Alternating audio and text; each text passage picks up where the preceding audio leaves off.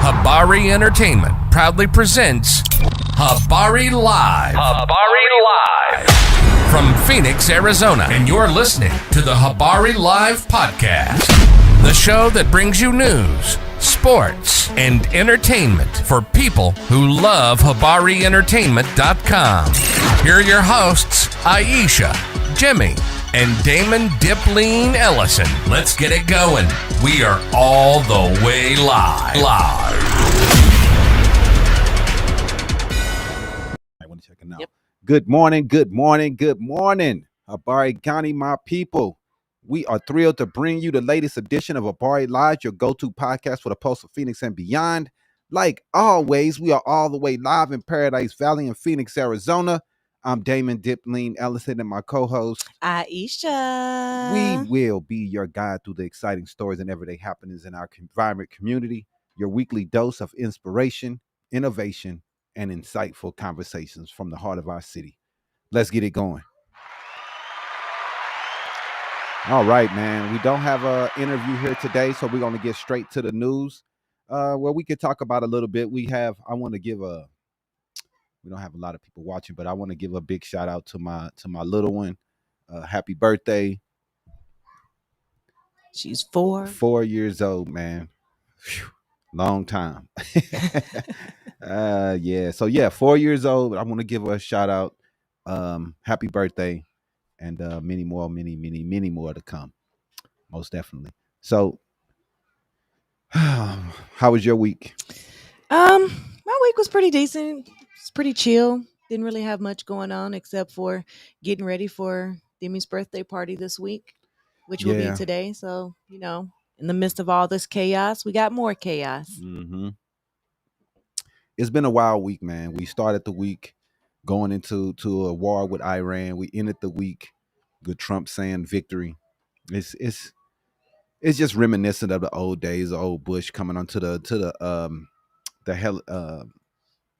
carrier saying that job accomplished, missions accomplished, and he had the big poster behind him, and everybody was celebrating, and we end up fighting them boys for like another 20 years. So we have to take everything in stride. Hopefully, Trump and all these people are taking they're telling the truth about what's going on in Iran or Iran or however you want to say it. But we want to give you some updates on some of the history of Iran, or however you want to say it. It's how it is. But anyway, we want to go through the history of it, just some of the things that's happened through the years and how it's got us to this point that we are almost on the brink. Well, they say it's over. So, but we were on the brink. And I just wanted to talk about some of that history. Some people don't know about some of the things that's happened over the years. And how did we get to this place that we're in today, where it always seems like we're on the verge to going to war with them in the Middle East. So it's something we want to talk about and just give a little more information about how things have went down over history. I know a lot of people are not big history buffs, but I'm a big history buff. So I love history and things that's happened over the years and how we get to certain places and how throughout history, how we've handled things. Most of the time it's the incorrect way. It's horrible. We usually do horrible things, and humans are not great people. If you look through history, it's just a lot of craziness. But let's talk about that a little bit more. Other than that, man, we had it's been a crazy week. We had the Supreme Court come out and they went for Trump. They didn't make their opinion for birthright citizenship. That was one thing that they decided not to making a choice or whatever to come out and say that they are for, but they didn't say they were against it. They also took off. I think we're going to talk about this later. The LGBTQ books and letting letting parents opt out if they don't want to have their kid read the book that has someone gay in it because of their religion. This is what happens though, when you put someone in charge that's fully conservative and for the right and for all about religious rights. It's like this, man. It's tough. It's tough. It's tough. It's tough, man. And it just lets you know why do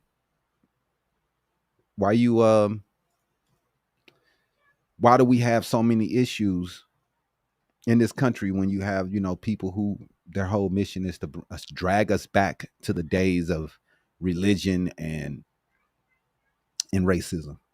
We're doing everything we can to move forward, but it doesn't seem to be happening. We always have someone trying to pull us back. So it's definitely something we want to keep talking about, keep our eyes on. This is what it's about, man. Keeping the information flowing, letting people know exactly what's going on. There's a lot of information out there. There's a lot of people that you could watch. There's a lot of stuff that you can learn. But we want to make sure that that we tell you how we feel about what's going on in this world. How was your day today? Day was bad. Why was your day bad already, Sigma? The day just started, man. Goodness. How was your day today? Why day was bad?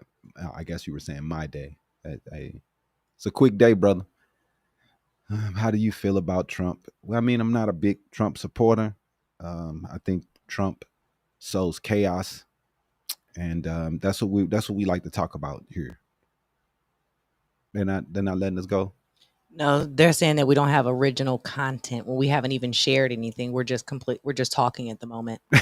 So I don't understand how that's not original content when we own the content we're talking about.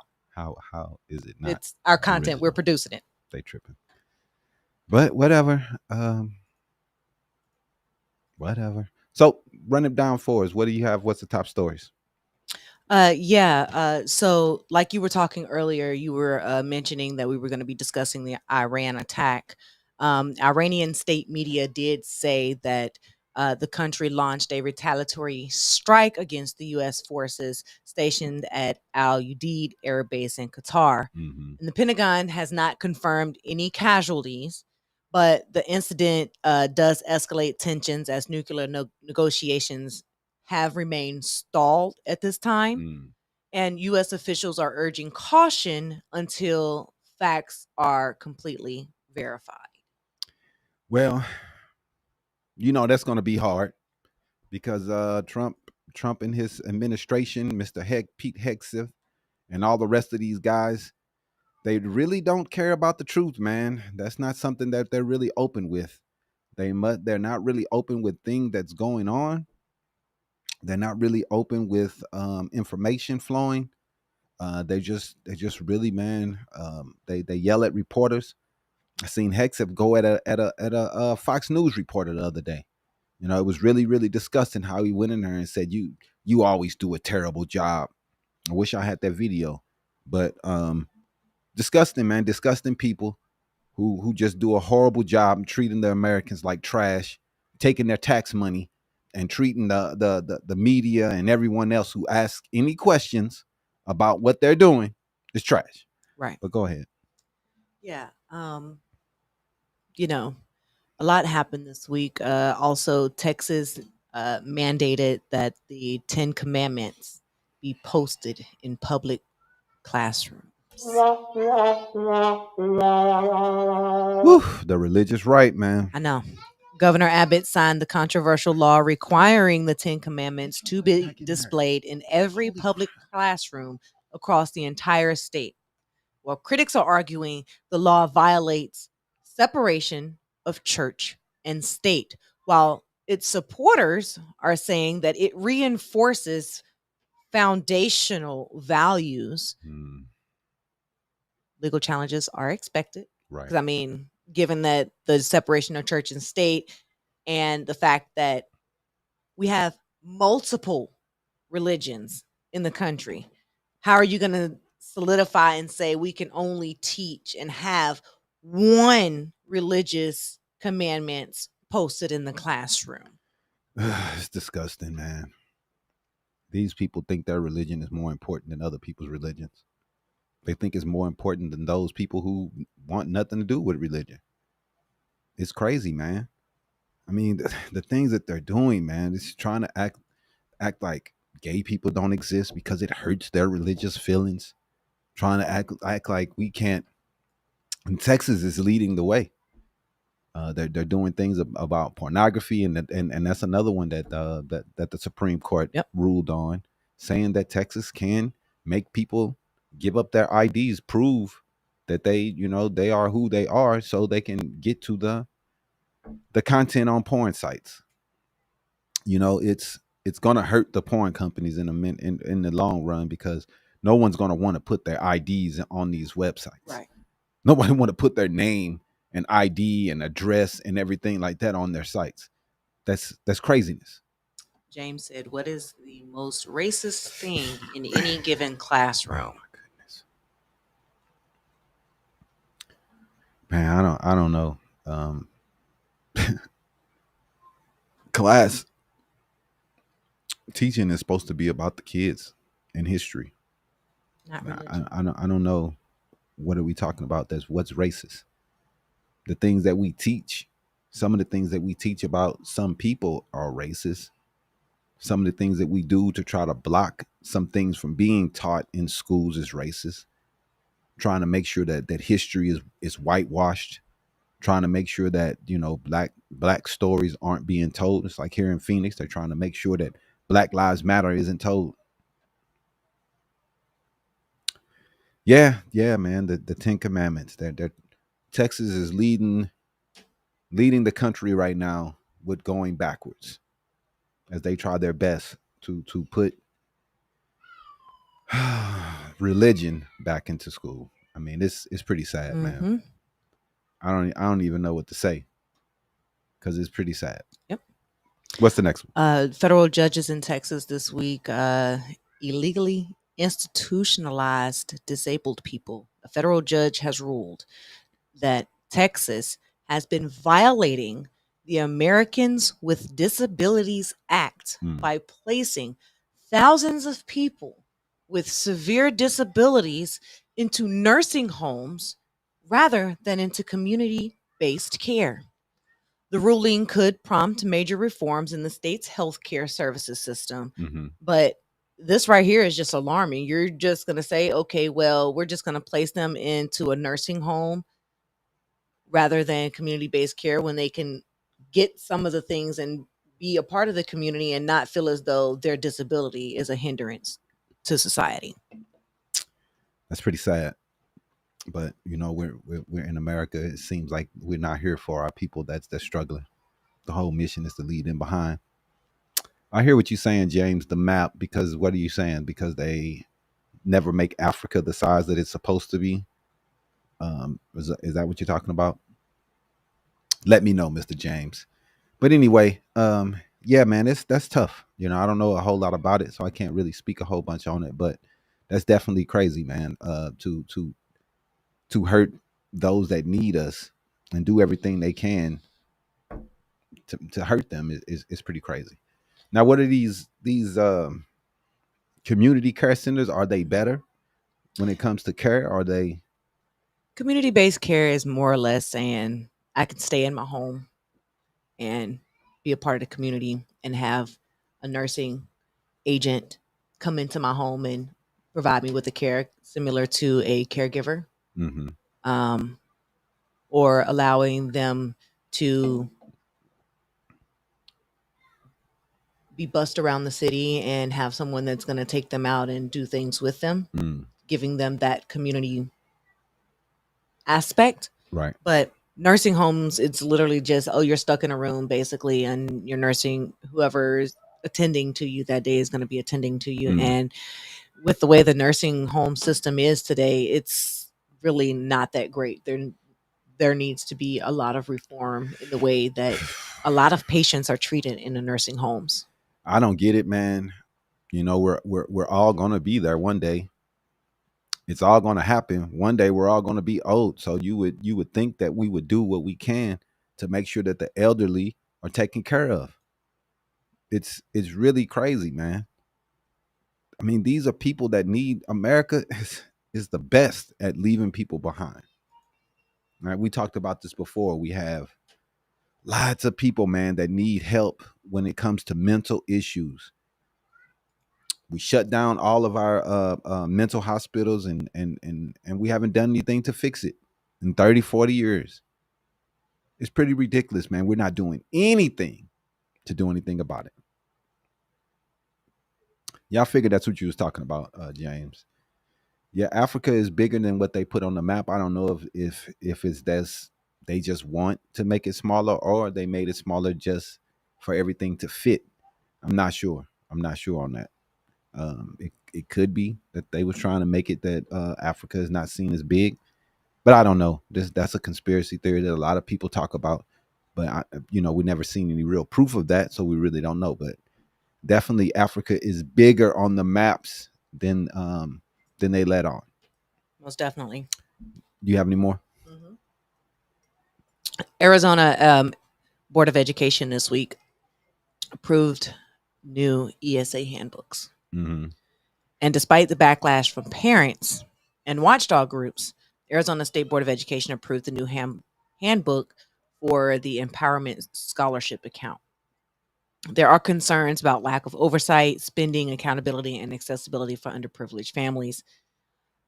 From what I've seen that's been reported, parents' initial concern was the spending cap.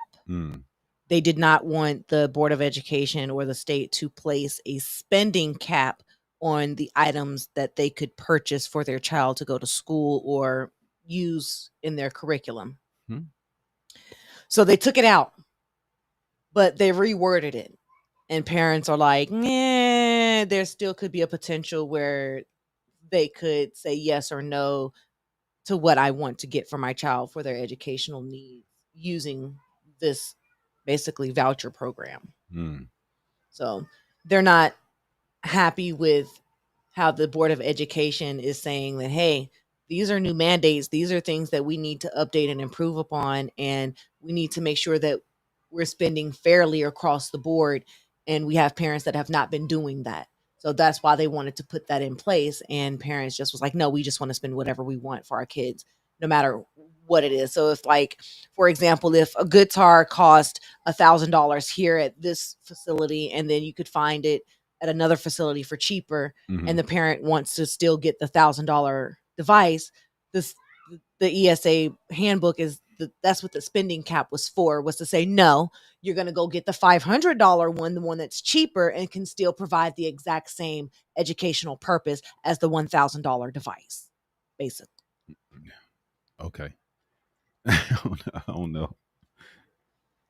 I mean, the way these parents just want to spend whatever they want on devices and equipment for their kids is not right, because you're overspending and taking away from another parent that may need those funds. Okay. All right. What did Elijah say? He said, "Are you feeling okay? You know what's up." I guess he's saying, "Know what's up with the map. If not, I can go get." No, I was saying I've heard it. I've heard the conspiracy, but it's hard to prove that this was a conspiracy laid down from years to years with every map maker throughout history. You know what I mean? So that's what I'm saying. That's a big conspiracy. So I mean, it has to be a scientific reason that people do this. It could be racism and just everybody's who makes maps are racist. I just don't know about that. So we have to look into that a lot more before I could come out and just be like, oh, it's definitely 100% racism why they made Africa a little smaller. Now, it could have been racism back in the day, and the map always has been copied and no one has took time to research it, but I wouldn't think that a map maker would be that silly. Why would you just copy and paste? I don't know. Hey, who knows? I could be wrong. It could be old-fashioned racism from back in the day. Who knows? Right. But any more? Yeah. Chicago There's a company in Chicago. They're building affordable homes using an innovative method. And this Chicago based firm is helping to ease the housing crisis by manufacturing homes that are both high quality and low cost. Using prefabricated materials and 3D printing technology, the company is cutting its construction times and its prices, making home ownership more accessible, especially within urban areas. So basically, what they're doing is they're going around and they're finding land that has been placed up for auction. Right. And they're purchasing that land. And when a family comes in and says, "Hey, I want to purchase a home," they, see the bills that they have, they select the one they want, and this company is placing the manufactured homes onto the land in which they purchased from auction. So it's keeping the cost of purchasing the land from being expensive. Okay. And then they're using the prefabbed materials using 3D technology, which is cutting the cost, which is also cutting back the time that it takes for them to build a home. Right. They went from taking 12 months to build a home. Now they've got it down to 8 weeks to build a new home for a new build, which I think is pretty scalable. And I think we'll see more companies coming out doing things like that.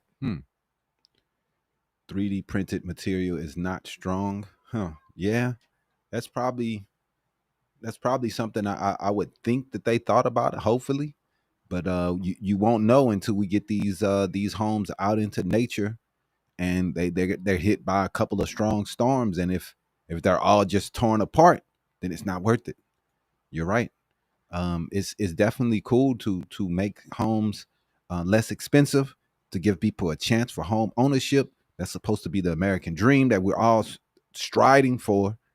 But in this generation and the last generations, it's been hard to get to the amount of money you need to get a house when most houses are going for $500,000, especially here in Arizona, in Phoenix. You got, the average house price is $450,000. Like, what the fuck we supposed to do? How the hell we supposed to own in this situation?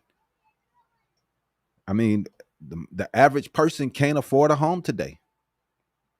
So we're not doing, it's not affordable. And we got all these bed and bath, or what they call Airbnbs. Them? Yeah, there we go. Airbnb. The Airbnbs they're destroying the real estate economy. I mean, Sedona, they got the whole city is just Airbnbs, whole blocks Airbnbs. He gonna call me Idris from Timu. You goofy, man. Oh man, whatever, dog.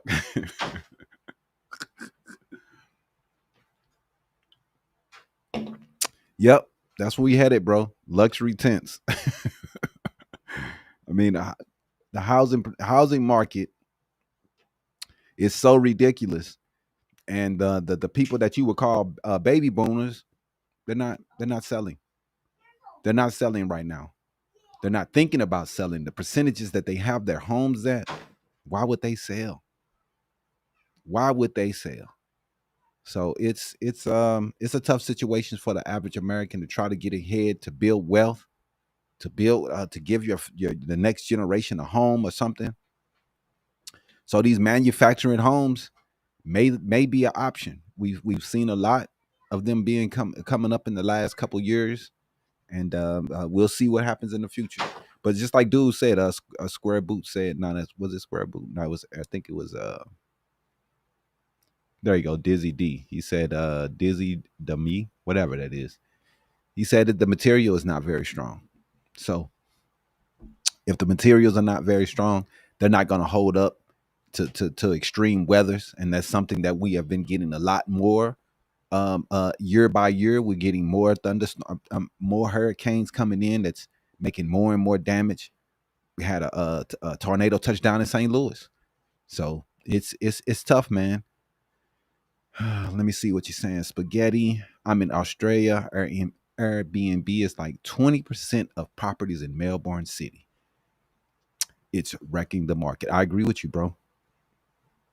And we got places like I said, Sedona, which is a tourist town, and we got whole neighborhoods that's just Airbnbs.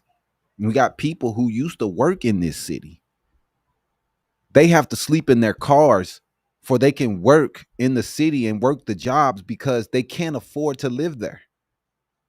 They can't afford to live in Sedona. They don't have any quality housing, low income housing. All the houses are Airbnbs waiting to be rented out. I mean, this is disgusting. We letting this business come through and buy all the real estate for their business.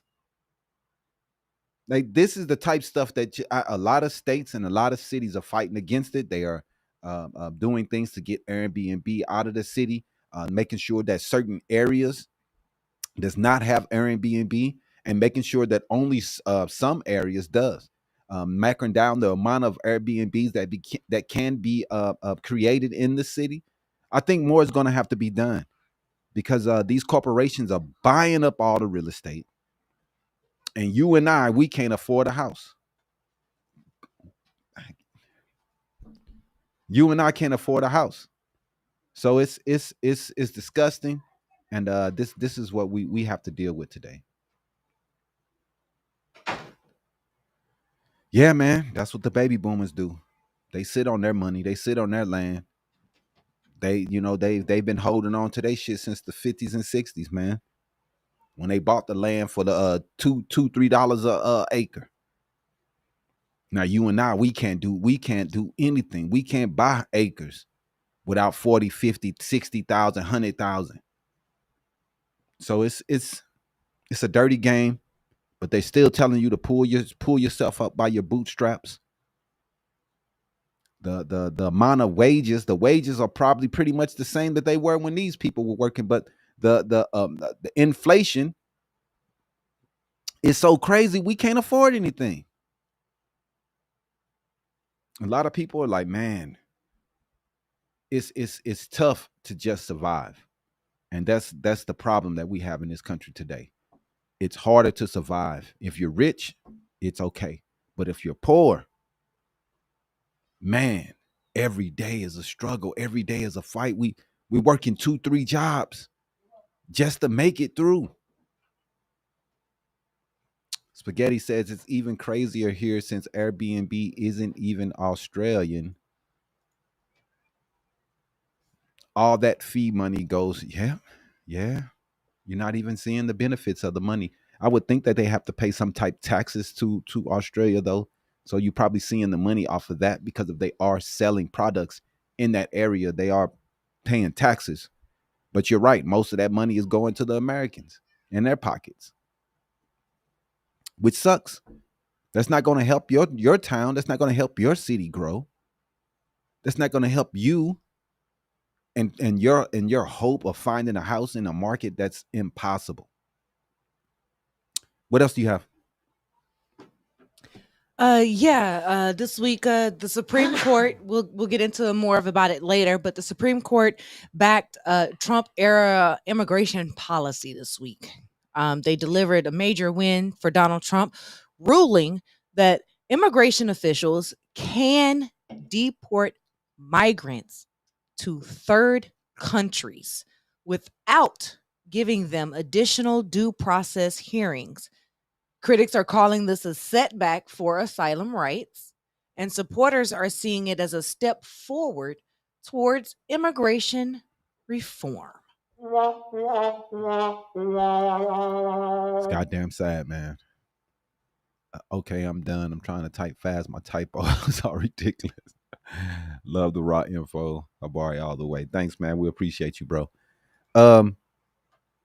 It's a tough situation, man. The Supreme Court has gave Trump all power. They're letting them send these people wherever the hell they want to. Now that is crazy. You should look, man, if you're going to send them back to the place that they came from, they're a criminal. They've been committing crimes here. They haven't showed up for their court dates. They haven't done what they need to do to get asylum. I understand kicking them out. That's what Obama did. He sent out a lot of criminals. We get that. We understand that. But these people showing up for work, these people just doing their job, getting arrested, getting pulled over, people that work on the farms, people that work in Home Depot, trying to feed their family, that's disgusting to me. Yeah, you want to get rid of the people that's doing bad things, but to blame all immigrants and say they're all bad people, it's trash. It is. It's trash, man. And then it's sad that we're at this point. They're going to be able to take people to countries they know nothing about because they tried to seek asylum in America. Mm-hmm. The place that says, "Hey, give us your huddled masses." We the one that tell the people we want them, and we put out jobs telling them, "Hey, come get this job, work in my field, work in this, work in that, work in my restaurant." We're giving these people all these opportunities, and then we're arresting them when they show up. It's really disgusting, man. America should feel ashamed for the way we are working and the way we're doing things right now. Yep. It's 100% against the Constitution and everything that was written down in the Declaration of Independence. Right. All right. Also this week, St. Louis Sheriff Vernon Betts is defying calls to resign amid growing controversy over departmental conduct and financial mismanagement. Local leaders are saying that they're exploring legal options to remove him if he continues to resist and refuse to quit. Oh, man, St. Louis always have issues like this, man. There's a lot of racism still in Missouri. The rest of the state is pretty red, and you have one little small blue area in St. Louis, and they're always blaming everybody in St. Louis, even though the House is Republican, the governor is Republican, all of the leaders of the state is Republican.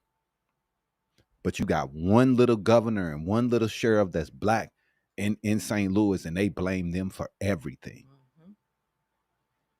What you say? Nah, you said they shouldn't be getting deported at all. Send them out regardless of where they came from. Send them. That's pretty. No, I did not say that. I said that if they're committing crimes, you definitely want to get them out of here.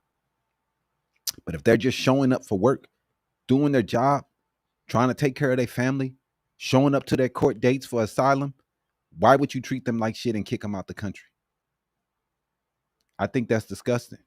And I think that you might be a disgusting person if you're okay with children being snatched from their mothers while mom is just trying to go to work. Them using schools as anchoring points for they can catch parents.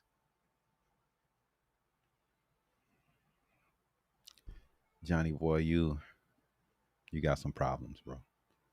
Right. Black fatigue. Y'all so tired of hearing about how horrible y'all been throughout history and how racist you are every day. You're so tired of it. I'm going to tell you one thing. Black fatigue, I'm not going to let y'all take that word. Y'all took the word woke and y'all made it whatever y'all want to. But black fatigue is black people being tired of white people and the racism that we have to face. Y'all love to take our fucking words and turn them around to some fucking bullshit. Black fatigue is real. Man, y'all don't shut y'all racist ass up. For real, dude. Go get a life. Most of you people don't even have to deal with black people on a day-to-day basis. You don't even see any black people in your lives except on TV and commercials, and you still get mad. Heads still want to explode. So quit it. Go get a life. Right. Moving on. This week, I made a post about it. News stories came out about it. And I waited until this just to say something. But this week, several 5th grade girls were arrested in Surprise, Arizona, for conspiracy to unalive a classmate. Their plan details involved weapons and poison. The investigation is still ongoing. But from the reports that have come out, it was at least 3 10 to 11-year-old girls in 5th grade plotting to unalive a boy in their class because he was cheating on one of them. Y'all heard that right? 5th graders dating. I mean, cheating. We all dated in 5th grade. I mean, I had a girlfriend in 5th grade, right? You all had one fifth. I mean, was it? But did you want to fight somebody over that person you were dating or talking to in elementary school? No, I think 5th grade was more like crushes. You know, exactly. You didn't really start getting into dating until like junior high. It's like it's like 7th grade, 6th, 7th grade when you had your first boyfriend. But these kids, man, what can you say? Psychologists have come out and said that the female's brain is not fully developed to handle their emotions at age 10 or 11. The female's brain does not fully develop and is able to fully control their emotions until they're 20. Yeah, I mean, we know some people like that who can't control their emotions. But, I mean, that's just, I hate to say it because a lot of people say it all the time, but that's just parenting. Those kids are pretty young.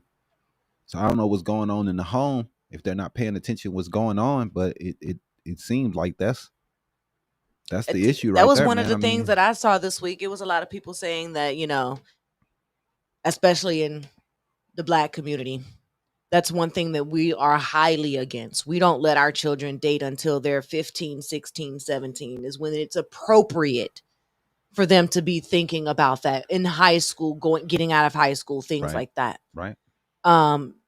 But these new age parents, they just let their kids do whatever at 9, 10, 11, 12. And now you're having all of these emotions that you don't fully understand. It's not, I mean, every situation is different, but most of the time the parents are just not there.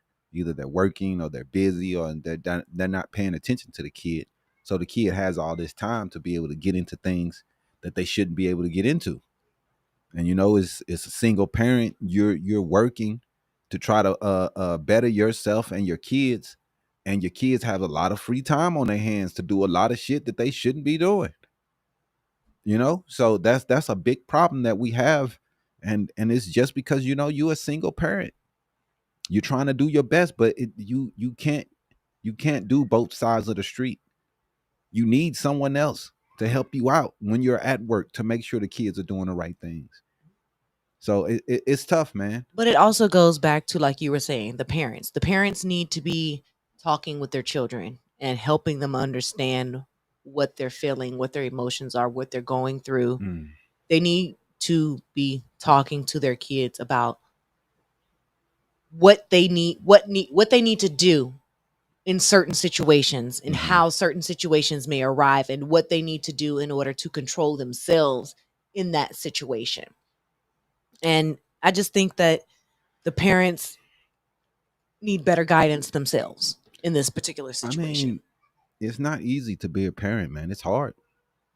It's hard, man. And then, it also matters what type of kids you get. Not every kid is going to listen to what you're talking about. It's best to start young, but you know how it is. Kids be into foster care. Kids getting bussed around family to family. There's so many things that's happening, man, that happens. Right. That hurts a kid's upbringing, and it hurts their environment they're in.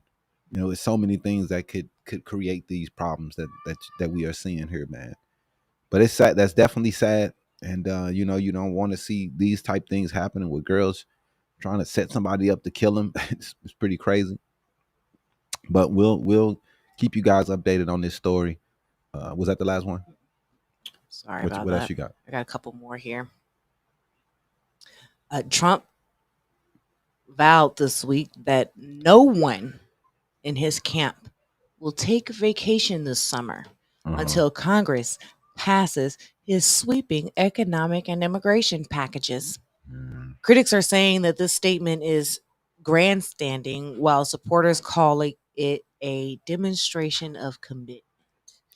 So he's basically taking away their time off they get every summer. This is their guaranteed time off. Their time off, and he's like, "No, you're gonna pass. You're gonna do what I need you to do before you take any vacation this year." I don't know, man. I don't know about. Hey, do what you got to do to get the job done, right? I guess. I guess. But this week, in a heartbreaking twist, a Purple Heart recipient and Army veteran voluntarily left the U.S. after failing to gain his legal status despite his decades of service to the country. His case is reigniting debates over immigration reform for veterans and long-term undocumented residents. I mean, you come to this country, you're undocumented, but you decide to say, I want to stay in this country and I want to live here. This is my home. I'm going to fight for this country. And you're not automatically given your legal status to be a citizen of this country, and you're fighting for this country. Right. Yeah, definitely. You still have to do your become a citizen. They don't use that. I don't understand how they let you in the Army and you're not a citizen, though. You can technically become a citizen, I think, within 1 or 2 years of completing service for the country. But I'm not understanding why it's taken all these years for a Purple Heart recipient who's been in the United States for almost 50 years for him to not have legal status, and he's a retired veteran from this country. It just I don't know. blew my mind to see that this week. Why didn't he get status? I don't know. I'm gonna have to look more into it. I'm gonna have to keep an eye on this particular case. So yeah, I don't know on that one. Because that sounds. I mean, I understand that he's leaving because it's pretty trash right now the way we're going, the direction of the country. But why didn't he become a citizen all these years? But if he wanted to get out, maybe he just never wanted to become a citizen.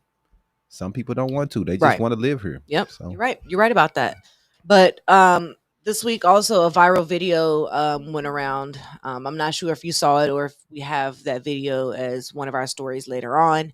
But in downtown Los Angeles this week, immigration agents detained a woman who turned out to be a U.S. citizen. Her family is demanding answers, saying that it's proof that civil liberties are being ignored during these enforcement operations. Again, she's a U.S. born citizen, and they detained her, and they took her to a facility and did not inform the family of what facility they had taken her to. I think it took like several days for them to even know which facility she was being detained at. So, I mean, it's just another brick in the road from how ICE and Trump's administration is treating people, even its own citizens. It's just crazy. Stupid. Yeah, man. America is embarrassing right now. And it's just ridiculous, man. You want to see my face again, boo? Here it is. Oh my goodness. What are you talking about, dog? You woke up like this? Just on some craziness. He did. Bro got problems. Anyway, man, so I don't understand. Staying off the grid mad because he can't do it. Right. Is that what liquor what you talking about? Anyway. Yeah, man. We have issues right now. Yeah. We got basketball players from the Sudan who can't come here to practice and be in the Olympics because we have all these barriers from people who's coming from Africa and trying to visit America. We pretty much have banned all of them. No one can come to America because of these people, man, right now. And this would happen his first term also. Tourism bottomed out. The amount of money that was made from tourism bottomed out. Companies that was built on tourism were hurt. So, I mean, I don't understand how people are celebrating, but a lot of money is being wasted right now. The economy has already slowed down. The market has came back. But I think it's because the main reason is they ignore Trump. They just ignore him. They're, like I said, Taco always changes. Yep. But lastly, this week, Trump always changes. All right. in Kentucky, one of the whitest states that you could find, they are at risk for losing 35 hospitals. You heard that correct, everybody that lives in Kentucky. This is for you. A new report is revealing that 35 rural hospitals in Kentucky is in danger of being shut down due to the reduced Medicaid funding and rising operational costs. Health experts are warning that this could devastate access to care in already underserved communities. Hey, just like Kenneth said, as long as they killing the libtards, Yep. they're going to lose a lot of hospitals in Kentucky. They voted for this guy. They know that the mission of the Republicans has been for years to cut Medicaid. Maybe they don't need it. Maybe they don't need health care. Maybe they'll be okay without hospitals in Kentucky. They'll be fine. They will be fine. That's cool. They don't care about anybody else's well-being. Why should we care about them losing hospitals? There's senators trying to fight this, hoping that this doesn't happen to their state. But hey, they don't give a fuck. They on here talking on here just being racist as hell. Man. And they don't care. As like I said, long as hate is winning, they're gonna be okay. They don't care if they lose hospitals, as long as they feel that the black people are hurt, as long as they feel like the immigrants are hurting, as long as it's not them, as long as they can look at somebody else and laugh, then they will be okay. It doesn't matter if they lose Medicaid, Medicare, Social Security. That's fine. That's fine, because they feel as though there's been some black people that's been hurt. So it's cool. So I mean, that's it. Yeah. All right. So let's go into Habari News Weekly real fast. That was a lot, man. Kind of was, but I saw a lot that happened this week, and I just wanted to make sure that we covered everything. And now, this week's Habari News Weekly with Damon Dipling Ellison. Sponsored by... Yo. Let's see. We all know that the roll means black people rule does not mean white people. We actually were the ones who built these hospitals. I would like to hear what black people invented in the Well, that's just a failure of our education system for you, Alex. If I have to explain to you the things that black people have invented over the last 20 years or decades, then it's something you don't want to know anyway. There's Black History Month every month that's teaching about, every year that's teaching about the accomplishments of black people in America. And if you haven't taken 1 year out of your life to learn about some of these things, you don't care anyway, bro. So we would not waste our time with someone like you at all. But anyway, we're going to get into this news, man. Oh, man, don't tell me this thing dead.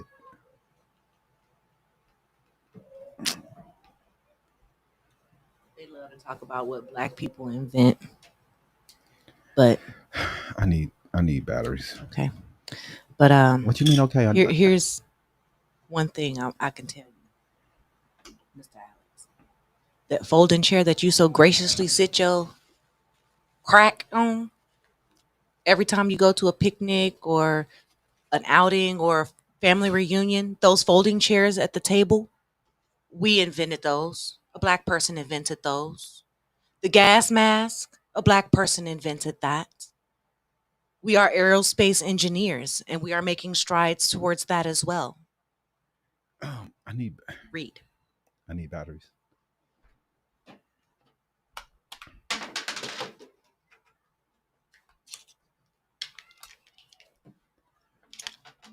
Yeah. It's ridiculous, man. It's ridiculous, man, that these people don't have nothing else better to do but be racist. Like goodness gracious.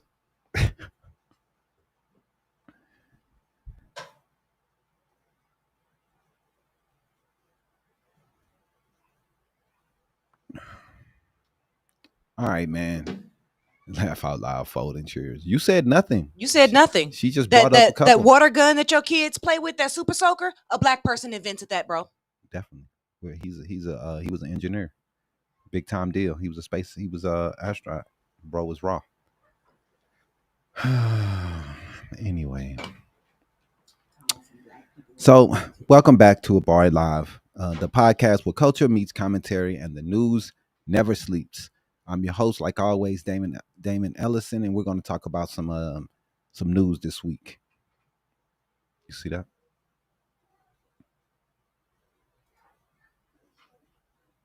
No.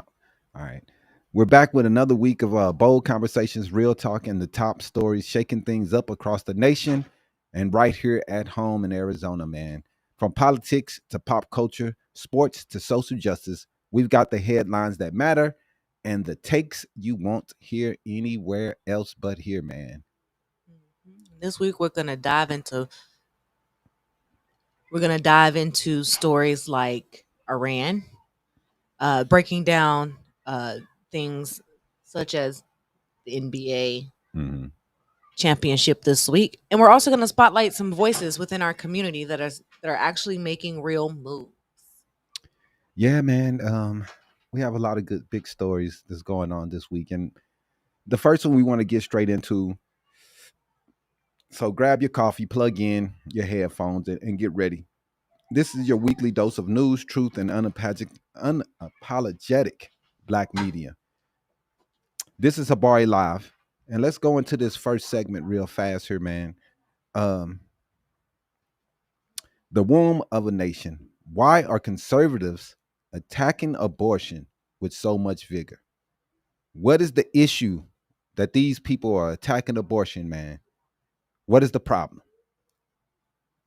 Welcome back, like I said, to the State of the Nation, where we break down the real story shaping America today. We just got a couple stories we're gonna go to, and today we're going deep. Why is the conservative movement attacking abortion with so much vigor, with such intensity right now? We're talking strategy, fear, history, and yes, the demographics of America. This isn't just about saving babies. We're pulling back the curtain on how abortion, birth rates, and replacement theory are fueling one of the most aggressive political pushes of our time. Sorry. The demographic panic is one of the big ones. Go ahead. Yeah, you're right. So we're gonna kick it off with some numbers because the data, it ain't gonna lie. These are straight facts.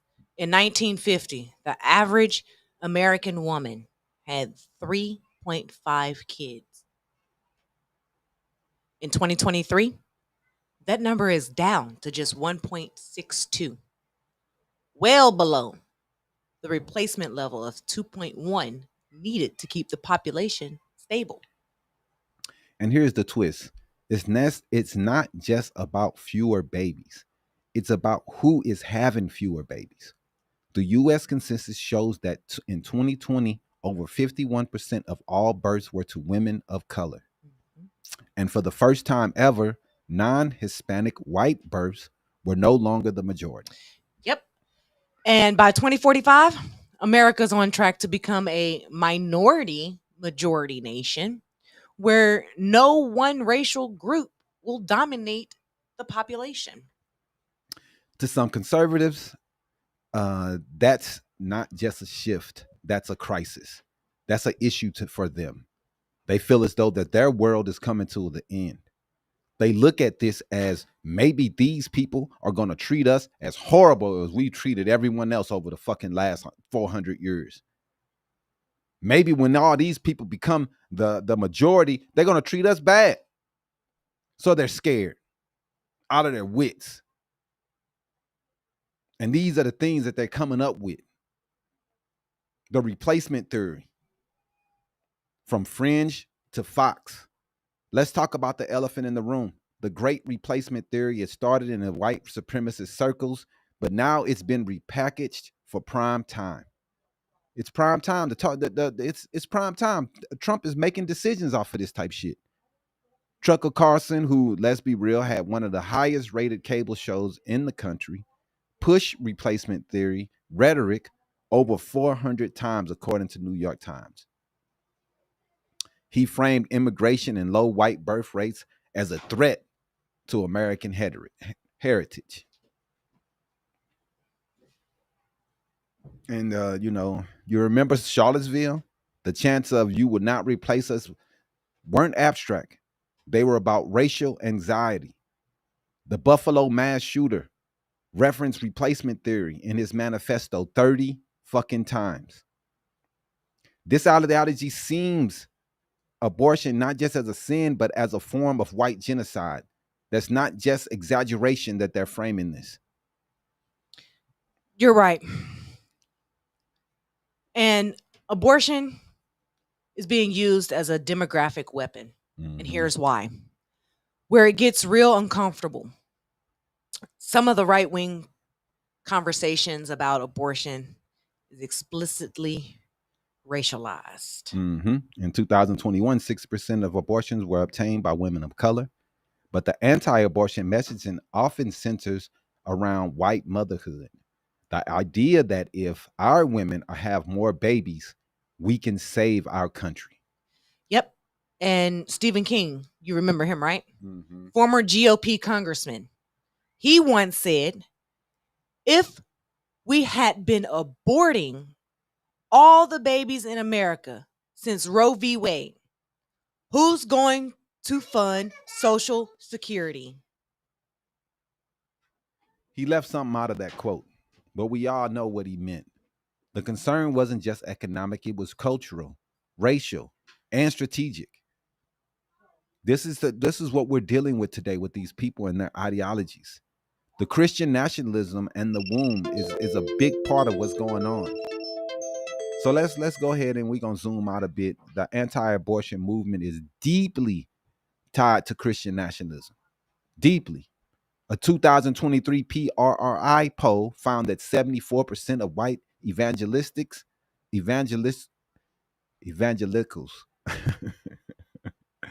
believe abortion should be illegal in most or all cases. I don't know why the spiritual church people, this is what they're on. And over 80% of them voted for Trump. 80%. To them, abortion isn't just wrong, it's rebellion against God, against the traditional family, against everything that America should be. Groups like this focus on family. Turning Point USA and the Heritage Foundation frame abortion as a symptom of moral decay. And they want a full cultural reset. Full. Now, let's go into the political strategy and the minority rule. Yeah, but let's not pretend that this is just religion or race. This is also their political strategy. Since the fall of Roe versus Wade, 13 states have fully banned abortion. Many more have restrictions pending, but here's the kicker. A Gallup poll shows that 60% of Americans support legal abortion in most or all cases. So my question is, how are these laws being passed?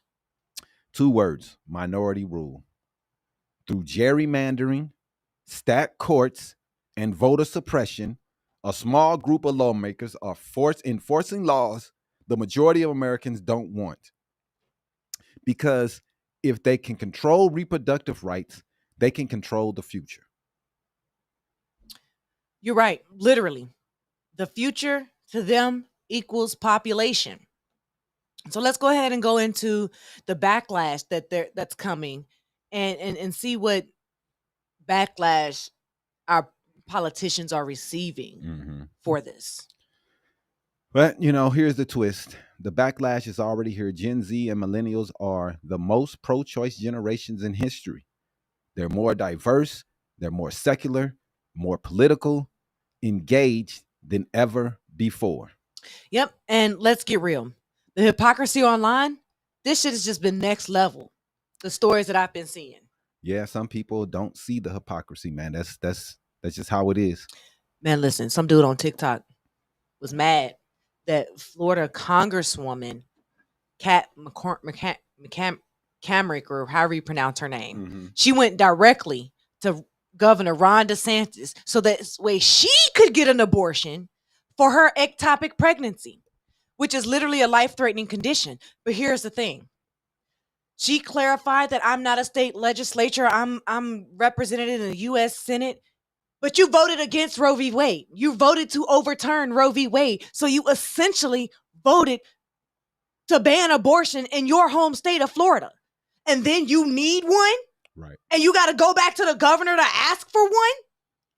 Yeah, man. It's crazy. Go sit your ass down somewhere, lady. I mean, it's a lot of people are upset about this case because you have a lot of women that are dying. A lot of women who has this ectopic pregnancy have died. And other people are just like, let them die. Abortion is evil. You're going to let people die, but then give this lady a pass because she can go straight to DeSantis and get it changed? This is trash, man. This is trash. And then the woman, they saying that she didn't vote. She's saying that she didn't vote for this, but she's Republican. So, Very Republican. The fact that she's getting a pass and her life is going to be saved when we've watched others die is insane, man. She would have died otherwise. Yep. That's not even an abortion. Not even an abortion in the moral debate sense. It's basic medicine. Yep, exactly. But online, they're mad that she even got care. Mm-hmm. Meanwhile, these same people are outraged that Georgia wouldn't do anything about Adriana Smith, the woman who was forced to carry a dead fetus while being denied proper medical care. This lady was on life support, brain dead, had been declared brain dead 4 months ago in February. She went to the hospital for severe headaches. They failed to give her a CT scan or MRI or anything that would have shown a brain bleed. Hours later, she's found unresponsive. She goes into the hospital. They find out, they start running tests. Now, she's pregnant. But she's brain dead. Family gets no say in what they want. They treated her like an incubator. That's all they did. Yeah. They ran an experiment on this lady. It's pretty disgusting, man. They treated her like an incubator. Like she wasn't even a person, just a vessel. Yep. And the wildest part, these people online are saying that the Congresswoman should have suffered the same fate as Adriana. Like they want suffering, but not solutions. I mean, I understand from their perspective. It isn't fair. It isn't fair. How is it fair that other people are being killed and this lady gets to be saved? Save my life. It's not right, man. It's not right. If you people knew that these type things could happen where your life could be in danger with a baby and you may need to terminate that baby for you to live, and people, it doesn't matter. We don't care. The babies comes first. Like what? How the baby's going to be taken care of if the mother is gone? How is that going to help anyone? Now the kid has to go through foster care, placed in the system, in the guidance of their grandparents. And while all this is going on, the Supreme Court just sided with South Carolina in its push to cut off funding to Planned Parenthood, narrowing access even more. They're not just targeting abortion. They're coming for full spectrum of reproductive care. Birth control, cancer screenings, preventative prenatal help, all of it. They're taking away your HIV screenings. Your cervical cancer screenings gone. Getting rid of everything that could be used as a preventative measure that Planned Parenthood provides a service for. They're saying, nope, getting rid of all of it. So yeah, man, the backlash is here, but so is the resistance. A lot of people are still fighting, man. You're not paying for anyone's abortions, dog. You're not. Planned Parenthood it gets dollars to make sure they can stay open, but you are not physically paying for people's. They have to pay for them themselves. There's no free abortions, my bro. Like people got to come up with that money. If you don't have it, you don't get it. Exactly. So your tax dollars is not going to someone's abortion. Please depending on read the state something. will depend on how much it costs you out of pocket to get it done. Now hats, he keeps bringing up. Who else saw that? They just named the Harvey Milk Navy ship to a war hero. You mean a racist war hero? Man, anyway, Harvey Milk was a veteran also, and he did a lot for gay people. And the fact that he's gay should not be the reason that he's being removed from this Navy ship. You've posted this couple times, Hats, so I know you wanted some attention on that shit. But, it's just hate, man. Just more hate from this administration. That's all they're built off of. It's hate. That man doesn't pay taxes. What? Anyway. So let's I understand what you're saying, but abortion shouldn't be a get out of jail free card either. Sex has become no more than a handshake in society today. I mean, I understand. I get that. You don't want people to be able to go out here, be promiscuous, have sex with all type people, and then don't face the consequences for what they're doing. I get that. I get that, man. There's always going to be some bad apples that spoil things for others. Yeah, that's true. But you're also going to have those people who are promiscuous. Mm-hmm. Just to look at both sides of the aisle. You have people who are promiscuous who say, well, I don't want kids ever, but I like having sex. Yeah, I mean, birth control, there's birth control, that should be your number one protection, right, followed by using a condom. But this, for them, ends up being their plan B, even though it shouldn't be. I don't know, man. You got to think these economists and these capitalists, they don't care about nothing but these numbers and money, how much money they can get, how much more money they can get. If the population starts to decline, they're not going to get more money. They're not going to have more people that they can capitalize off their issues or their problems. So it's going to be tough if the economy is not growing year by year, and they use demographics and the growth of the country as a way of trying to figure out how the economy is going to go. Right.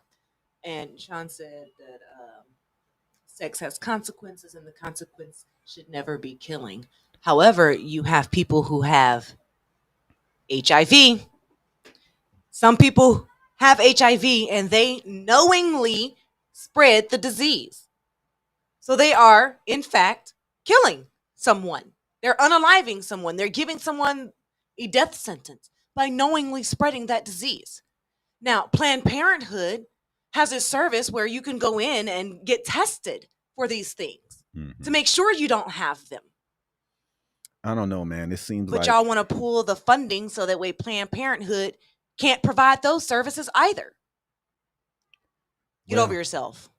The thing is with me is it's always been about, in a country where we have a lot of kids that are in poverty, going starved, have issue with housing. Kids are the number one homeless people in the country. We have so many problems with this. And to just throw more babies at it, I don't think that is the answer. Making someone have a baby that they can't financially afford or take care of, what does that do? That does nothing but send that person directly to the state in order to receive assistance, right? The thing is this though, man. Regardless of what Republicans do, there's never going to be a time again where people are having 10, 11 babies anymore. People are not going to do that. It's too expensive to have kids. People are going to do everything they can to not have 5, 6, 7, 8, 9, 10 babies because you're broke. You're going to be poor. Sean said there are other healthcare options than that specific company. Yeah, you're right. However, in some communities, Planned Parenthood is the only facility in the area that can provide those services. You dumb fucks. Yeah, man. Some areas don't If have that nothing but area crime. is the only area and Planned Parenthood is the only service provider in that area, where the fuck do you think people are going to go? Please tell me, where are they going to go?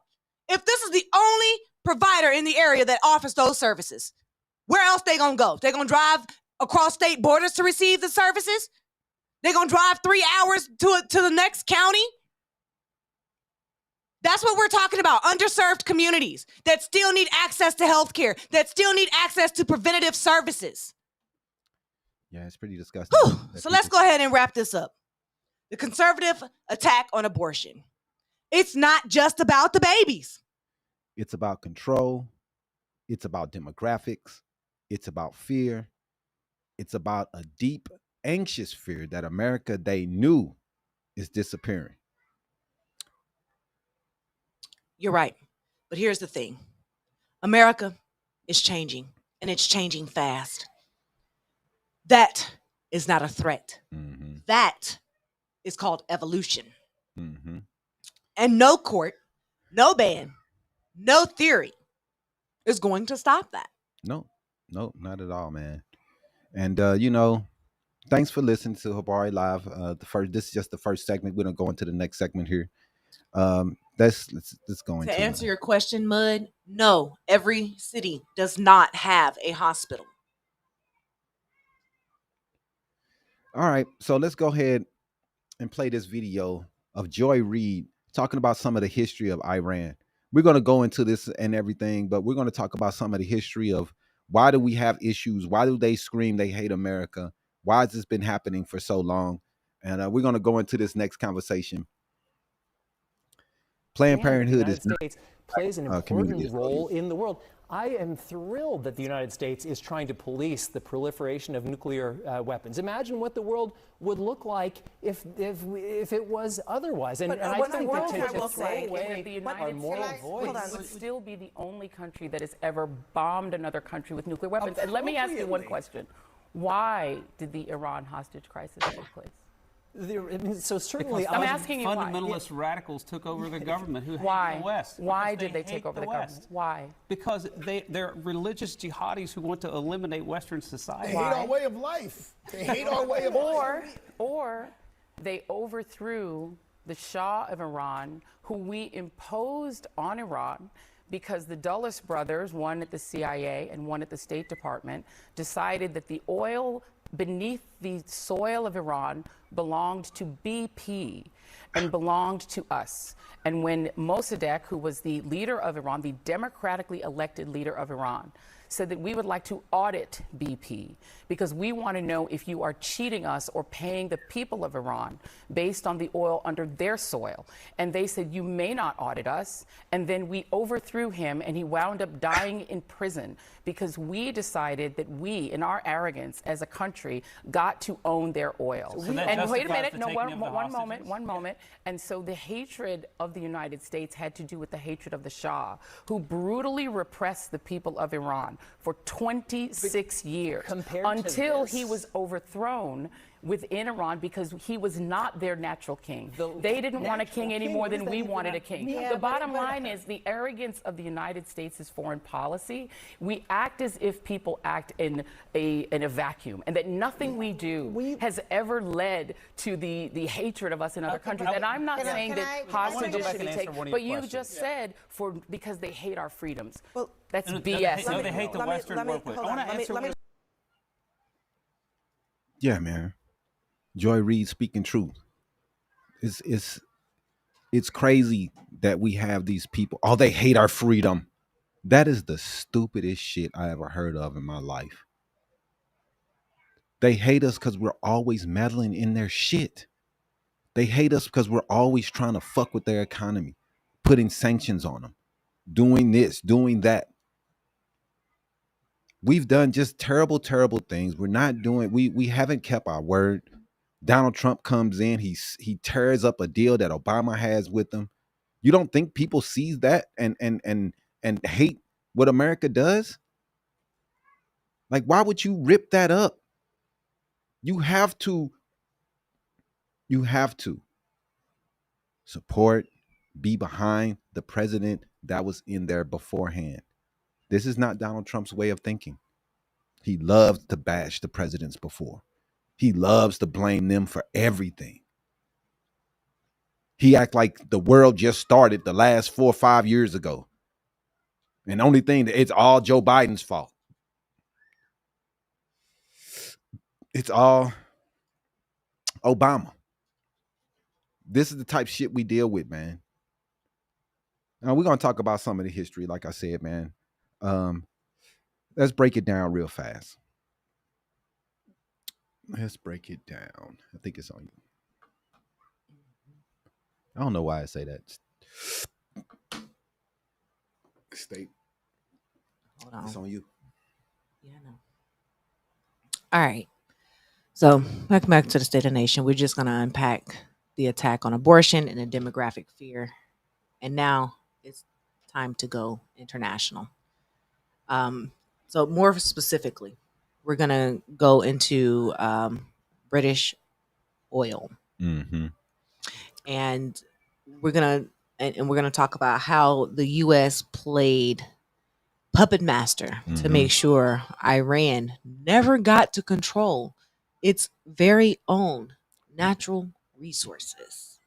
Because if you want to understand the headlines about Iran, nuclear weapons, and this Middle East tension, you have to start with one word: oil. Oil. Yeah, it's crazy. Like I said, more specifically, British oil is what we're talking about, and how the U.S. played its puppet master for Iran. But it's just crazy that to see everything that Trump is doing with this Iran deal. Yeah, man. They won't let them control their own natural resources, which is pretty crazy, man. So, 1953, the coup that shaped the century. Let's take it back to 1951. In fact, Iran had just elected Mohammad Mossadegh, a secular Democrat prime minister. He was a bold character and bold leader. He nationalized Iran's oil. The means kicked out the British-owned Anglo-Iranian Oil Company, which later became a British Petroleum, aka BP. Britain had lost its mind. So what did they do? They called up their old friend America, and in 1953, the CIA and the British intelligence launched Operation Ajax. Yep. And they overthrew a democratically elected leader to reinstall Shah Mohammad Reza Pahlavi. I'm not sure if I'm pronouncing that correctly. I probably did not. However, he was a pro-Western monarch who let BP and U.S. oil giants take over Iran's black gold. That one decision poisoned U.S.-Iran relations forever. It wasn't about democracy. It was about keeping the oil flowing and crushing any country that dared challenges Western power. Dare. Yep. And we're going to go ahead and head into the seeds of hatred, revolution, and revenge. The Shah ruled like a king, literally. He crushed dissent, tortured opponents, and built up a lavish regime while everyday Iranians suffered. Mm-mm. Everyday people. We've done so much to make sure that other people don't get their own resources, so they can't make their own money to build up their own country. By 1979, the Iranian people had had enough. They were done. The Islamic Revolution overthrew the Shah, and they didn't forget who put that chump in power: America. Hence the Iran hostage crisis. For 444 days, 52 Americans were held hostage at the U.S. Embassy in Tehran. That was revenge. And to this day, it defines how a lot of Americans first understood Iran. Right. But the truth, that hate was planted by us. We sold out Iran's democracy for BP and the Cold War. Yep. And so let's go ahead and go into Trump's nukes and the document leak. Mm-hmm. So we're going to fast forward a little bit. The stakes They're nuclear, literally. Yeah, man.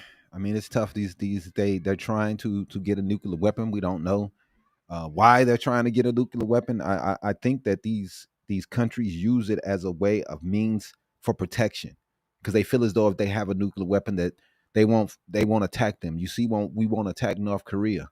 So I'm thinking that these are the reasons why these countries are trying their best to get this weapon to try to deter America and all the other places from attacking and trying to take them out. Yep. Trump pulled the U.S. out of the nuclear deal, like I said earlier in 2018, even though Iran was complying.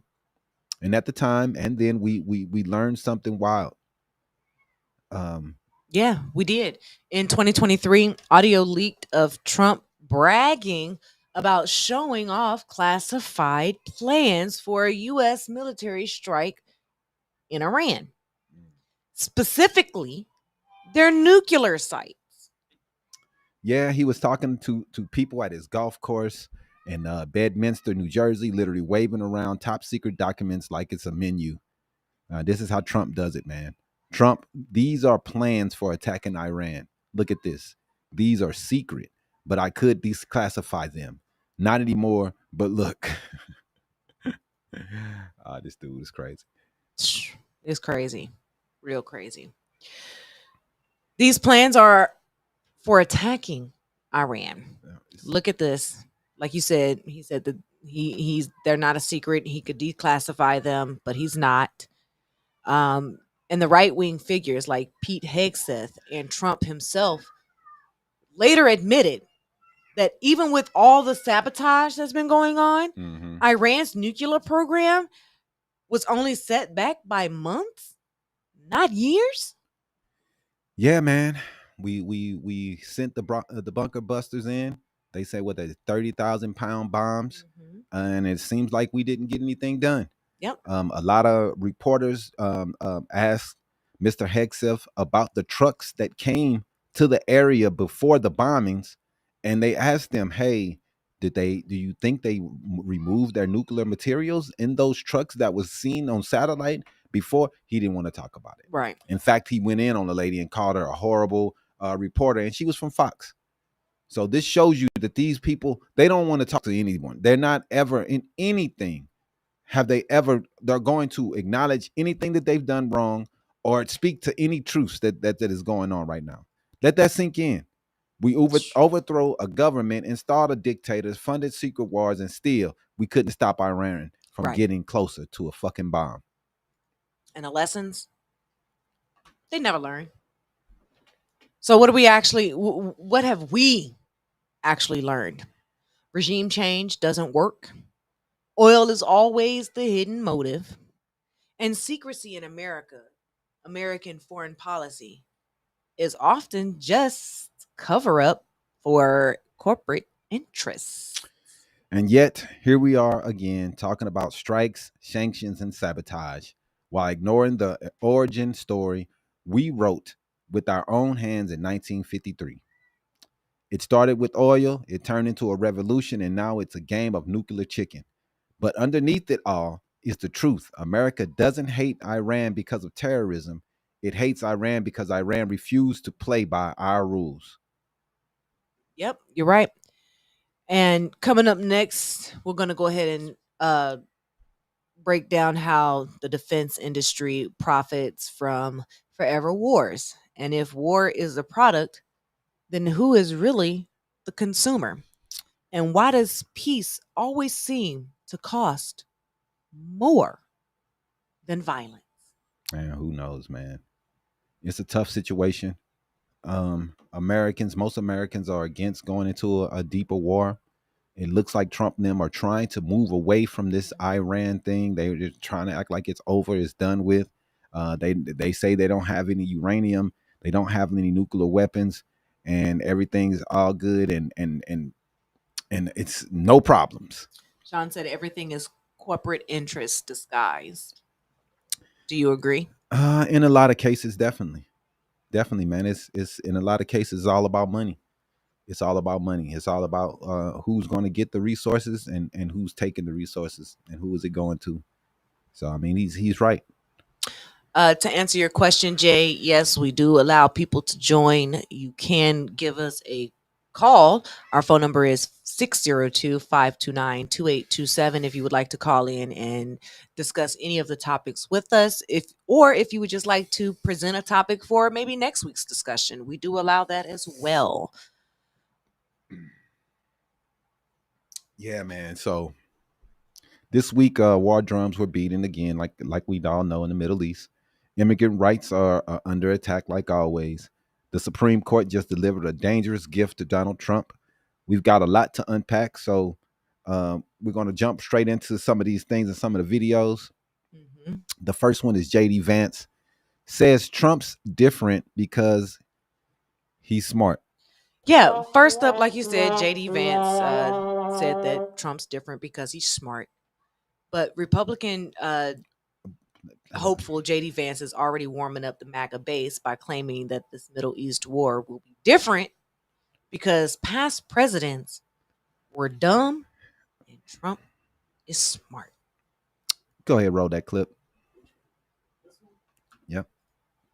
And the second thing is, Kristen, I certainly empathize with Americans who are exhausted after 25 years of foreign entanglements in the Middle East. I understand the concern, but the difference is that back then we had dumb presidents, and now we have a president who actually knows how to accomplish America's national security objectives. So this is not going to be some long, drawn-out thing. We've got in. We've done the job of setting their nuclear program back. We're going to now work to permanently dismantle that nuclear program over the coming years, and that is what the president has set out to do. Yeah, man. Just to hear this guy talk sometimes is just so disgusting, man. This dude here, man. So let's be clear. This isn't just about policy. It's revisionist history. Vance is trying to sell a new war as someone more justified because Trump is supposedly a better strategist. Never mind that the last 25 years of U.S. involvement in the region have been full of bloodshed and blowback. Yep. And in another video making headlines, Trump is not happy with either Israel or Iran after the ceasefire deal crumbled.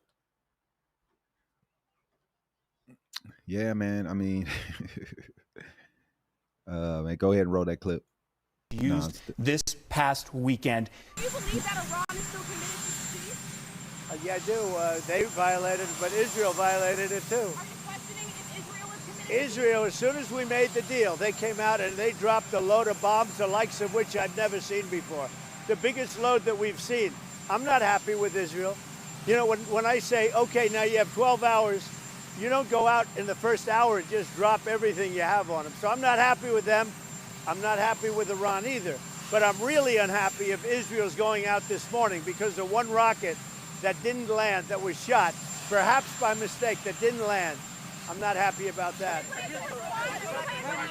You know what? We basically have two countries that have been fighting so long and so hard that they don't know what the fuck they're doing. Do you understand that? Oh man, dog. That Yeager said you people believe that Biden was sharp as a tack. Remember? Yeah, man. Biden was so sharp that they replaced him with Kamala Harris. That's how sharp he was. That they didn't let him go forward. So obviously, someone didn't think he was sharp. Right. Or he didn't run. You know? Do you remember that? He says, quote, "They don't know what the fuck they're doing." That's coming from a guy who greenlit assassinations, dodged questions on Saudi involvement in 9/11, and basically fanned the flames in the region. Now he's pretending to be the voice of reason. Yeah, fucking right. Right. We're going to go ahead and go into racism in New York City politics. Stephen Miller targets Mandami. Let's go ahead and talk about it. In New York, Assemblyman Zoran Mamdani, give me a second, I just needed it, pulled off a big primary win this week against whatever his name was. Cuomo, yeah. But Trump's right-hand man, Stephen Miller, wasted no time spreading racist conspiracy and blaming immigrants for the result. This is textbook xenophobia. Mamdani, an Indian, Ugandan, Muslim American, is being painted as some sort of foreign invader instead of what he is, a legitimate voice for New Yorkers. It's the same fear mongering they've used for decades. Now, it's just disgusting that they've been talking like this and going in on Mamdani. I've heard so many racist conspiracies about this dude that it's just disgusting. So I don't understand why people are so gross. We have a lot of people scared because they saying there's going to be a Muslim in charge. Like, dude, what is going on, man? Y'all, I mean, dude, the racism never stops. Never. They're all scared. Oh, it's going to be a Muslim in New York. Oh, my goodness. He's a socialist. It's it's just disgusting, man. So let's go to the next segment here. Cornel West versus American imperialism. Yeah. Now, this one is a heavy one. Dr. Cornel West reminded viewers that violating a nation's sovereignty is illegal, to which Jennings casually replied, "Why? We do it all the time. Right. What's going to stop us?" Exactly. Go ahead and play that clip. Mm-hmm. I don't know which one it is. It should be the one with Cornell Gold. Right there. Right there. Nope. Down. Keep going. Right there. Used this past weekend in a precision, perfection way. It's illegal, unconstitutional. It is not illegal of course, in it's any way, violation shape, of or form. international The United law. States You can't violate national sovereignty of a country. Why? Why?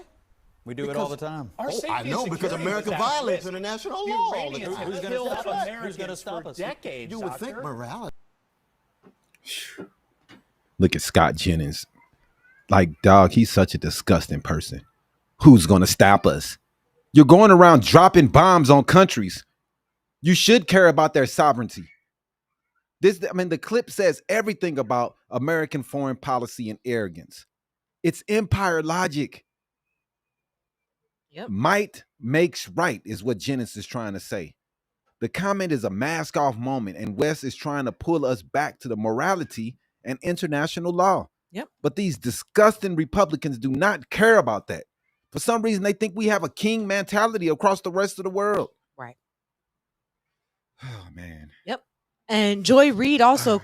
Don't just skip this one. Okay. We already ran it, remember? Did I? Okay. Yep, man. So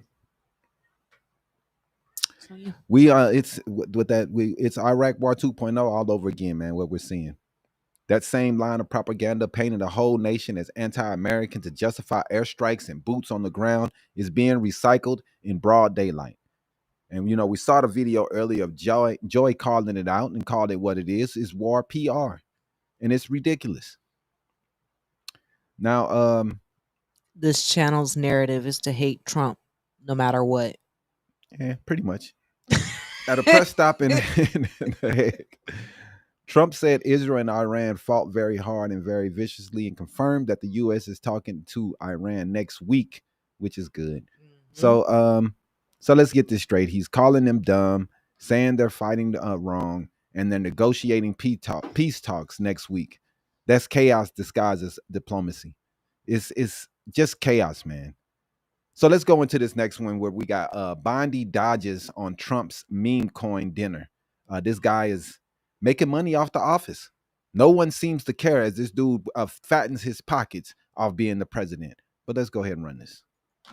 I want to know if when the president held his dinner for 220 individuals who purchased the most of his meme coins, were there foreign interests attending that dinner?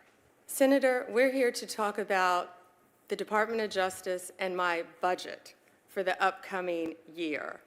I would think that you would want to talk about the leader of the Sinaloa cartel who was living in Oregon, one of the top leaders. God. I would think that that's what you would want to talk about.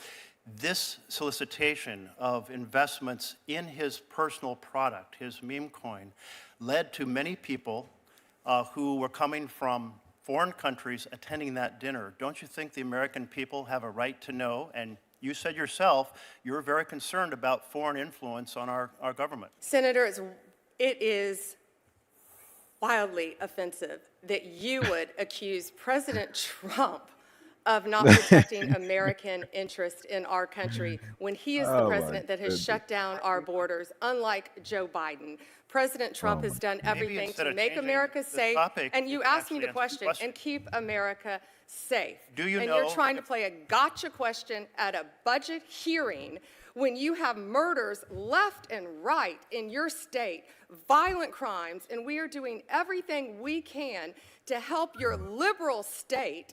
Whether you're liberal or not, we're going to do everything we can to help the citizens of your state, and you're trying to avoid that because you're trying to play a gotcha question with the President of the United States, and it's not going to work. We're here to talk about our budget for public safety. Man, dog. Man, his cabinet is the most annoying cabinet in the history of America. Aren't they, though? They won't answer any questions. They talk around every question that these people bring to them. Now, we're asking about the meme coin dinner. We're asking about what's going on. What is the problem? Right. Why can't you answer the fucking question? Yep. It's disgusting. Attorney General Pam Bondi.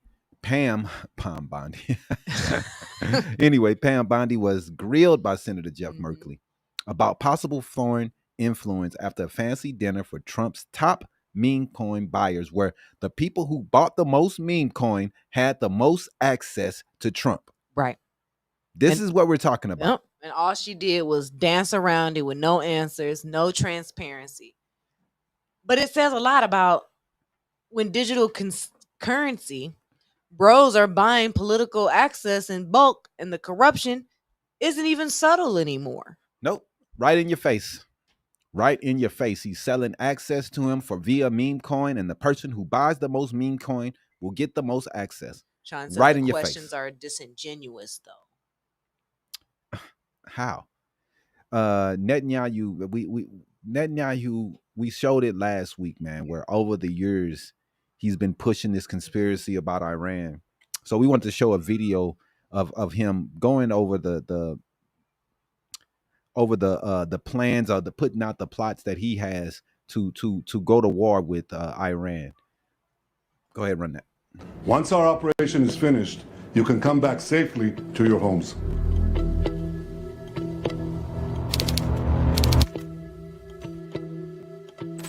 If you take away the Soviet Union and its chief proxy, the PLO, international terrorism would collapse. If you take out Saddam, I guarantee you that it will have enormous positive reverberations on the region. Obviously, we like to see a regime change, at least I would, in Iran, just as I would like to see in Iraq. The question now is a practical question. What is the best place to proceed? It's not a question of whether Iraq's regime should be taken out, but when should it be taken out? Libya is, while no one is watching, under the cloak, is trying very rapidly to build an atomic bomb capability. I believe that the next step is to choose. It's not a question of whether you have to take action, but what kind of action and against whom. Today it's Tel Aviv, tomorrow it's New York. I understand America first. I don't understand America dead. This is a time for war, a war for a common future. That's all Netanyahu knows is war. That's all this guy knows is fight, fight, fight, fight, kill, kill, kill, blow up people, kill. I mean, you gotta, dude, the strikes started as soon as they had a ceasefire with Iran, they went back to bombing Gaza and killing people while they trying to get food.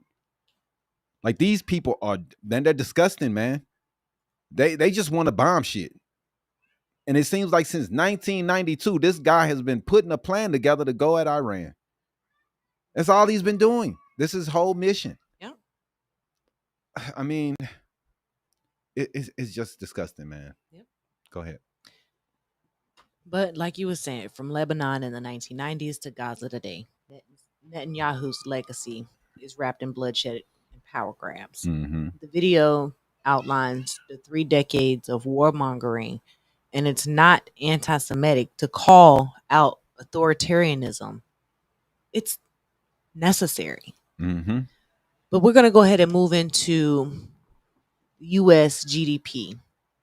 Dropped, sank for the first time in 3 years. On the economic front, the new GDP data is in, and it's not looking too great. The U.S. economy shrank by 0.5% in Q1 of this year.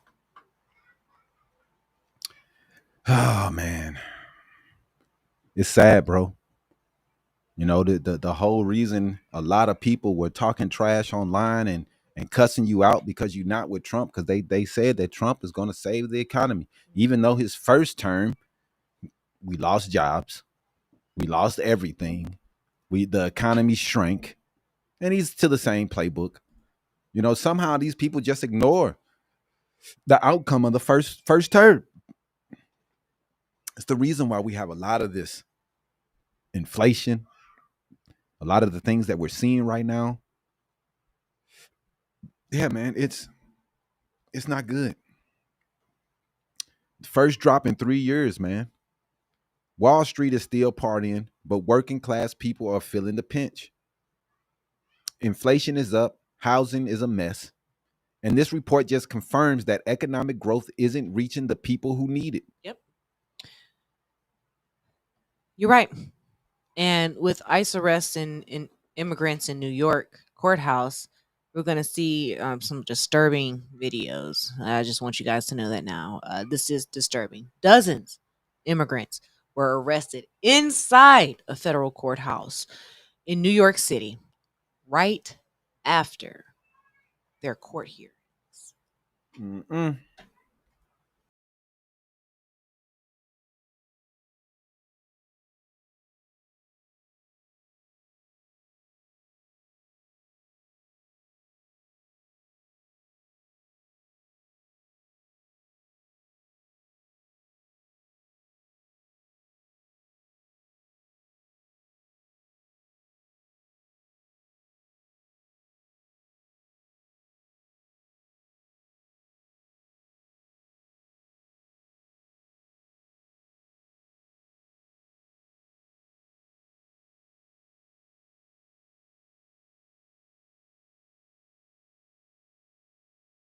Sad times, man. Now this is disturbing, man.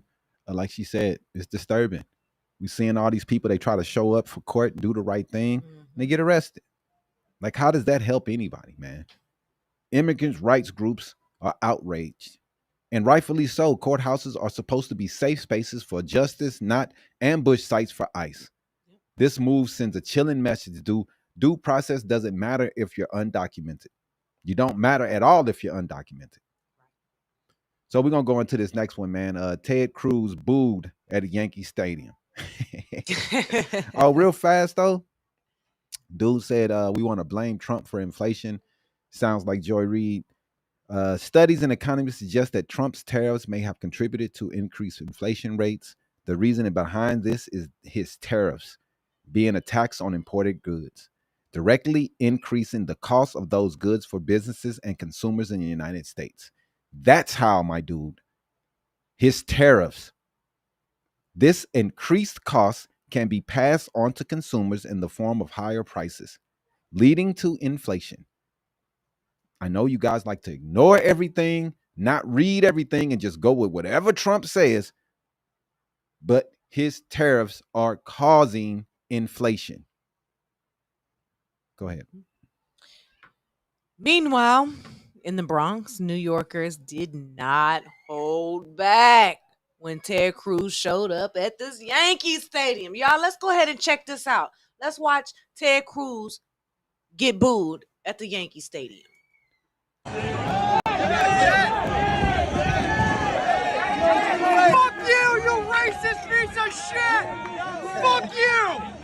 Fuck you, man! You suck! You fucking suck, dude! You're a disgrace! You go to fucking hell! out there. Remember when Trump called your wife ugly? Remember that? Remember when Trump called your wife ugly and then you nominated him? You're a disgrace to this country. You fucking You're a piece of disgrace. shit! Remember when those insurrectionists wanted to murder you?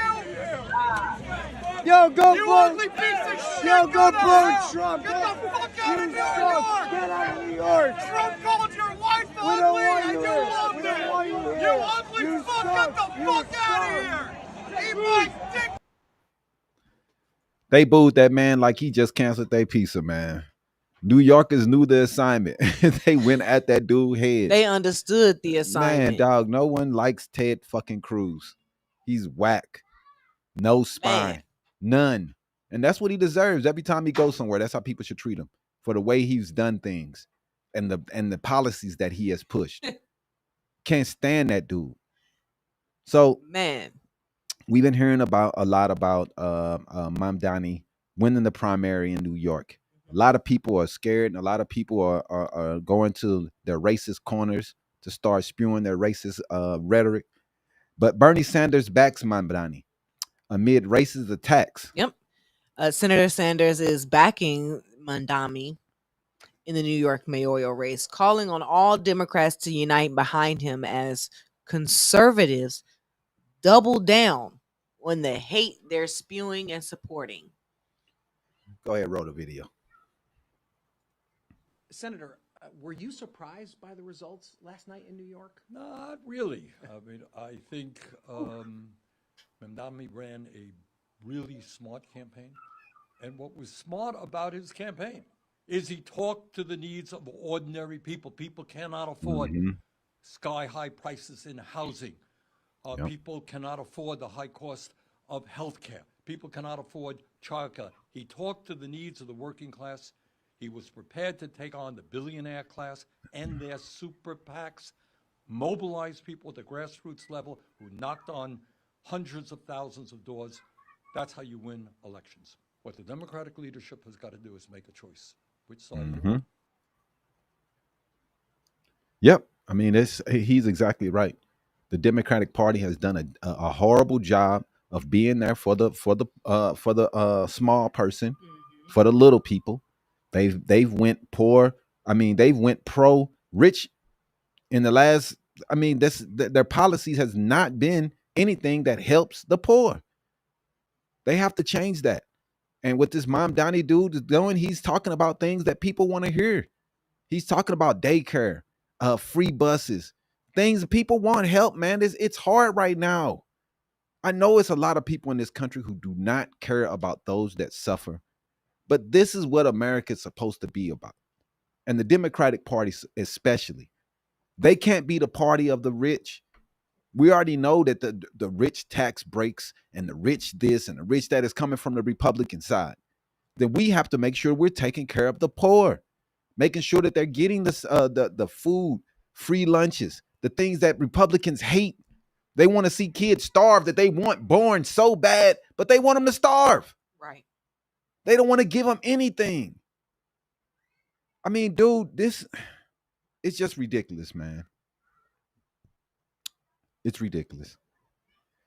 This matters. It's not just a local race. It's a referendum on inclusion, equity, and the future of the Democratic Party. Props to Bernie Sanders for standing up. And I think this is the way that the party has to go if they want to make changes. If they want to be the anti-Republican party, they have to be 360. They have to be totally different, 180 degrees different than them. And the problem is that we're not doing that. The Democrats aren't doing that. They still putting in a policy that helps the rich people. Right. They're not doing anything to go against them, to help the 1%. I wish that they would put in more policies for congressmen and senators. They have to tell how much money, where your money is coming from. Republicans are fighting against that. They love dark money. They don't want that. They don't want that at all. And, meanwhile, all this is going on. Trump is celebrating the Supreme Court's decision on nationwide injunctions. Trump's celebrating the recent Supreme Court rulings limiting the power of federal judges to issue nationwide injunctions. Why? Now he can revive one of his most controversial ideas ever, ending birthright citizenship. He now has majority of the power. The lower courts, their power has been stripped and narrowed from what they're allowed to do. Let's see what he says. Now, John Applegate, FDR gave us welfare, food stamps, and Section 8 housing, making crime go down 80%. I don't know if those statistics are right, but I believe it. When people get help and when people have options, they usually don't turn to crime. Crime is a last resort because the people are desperate. If people have options and opportunity, they won't turn to crime. But we always want to have this nonsense of we don't care about our fellow Americans. And then we're upset when that person turns to crime. He turns to things that he needs to, the only option he has to get to where we need. We have to stop this heartless shit. Trump literally said birthright citizenship was meant for the babies of slaves. This is revisionist racism in real time. The 14th Amendment is a cornerstone of American equality, and this ruling opens the door to tearing it down.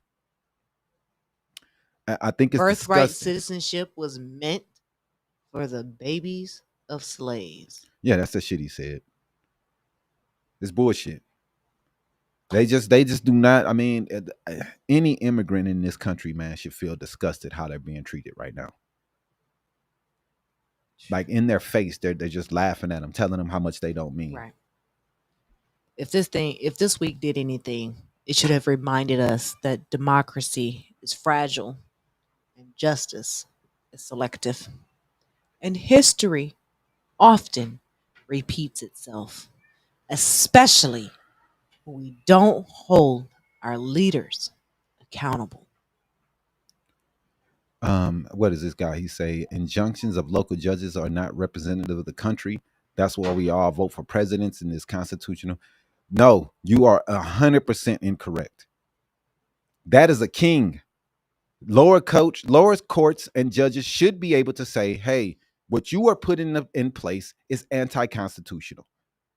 To say that the courts don't have a say on what you are doing when they are a pillar of the government, it's insane to me.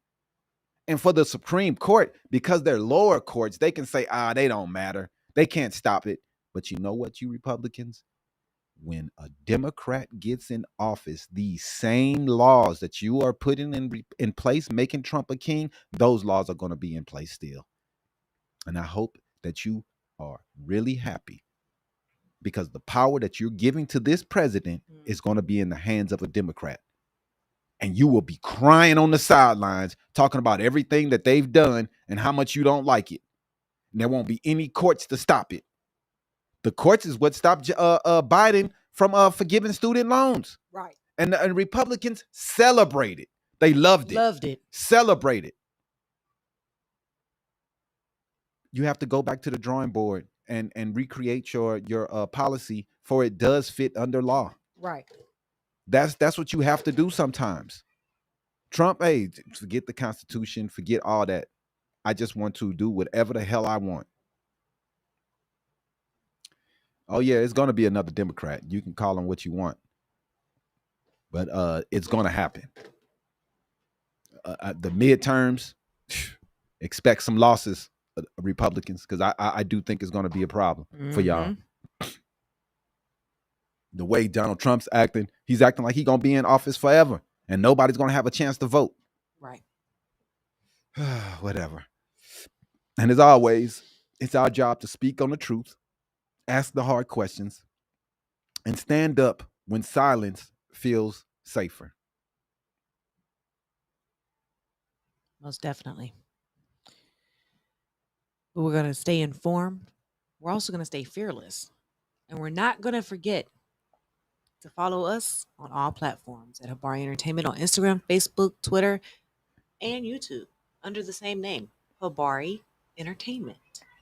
Until next time, Habari Nation, stay diligent, stay loud, and stay free. We're going to go into some some sports stuff real fast before we get up out of here. Let's go and run it for me.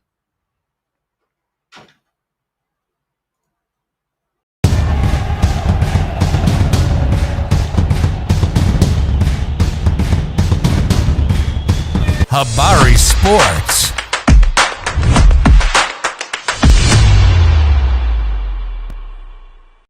Welcome back to Habari Sports. I'm Damon Ellison. As always, we've got to start with history being made. The Oklahoma City Thunder are your 2025 NBA champions. You heard that right, man. The youngest team in the league just ran the table and took home the chip. OKC closed out the finals in dominant fashion. Shai Gilgeous-Alexander led the way, locking up finals MVP. And Chet Holmgren made his case as a generational two-way big.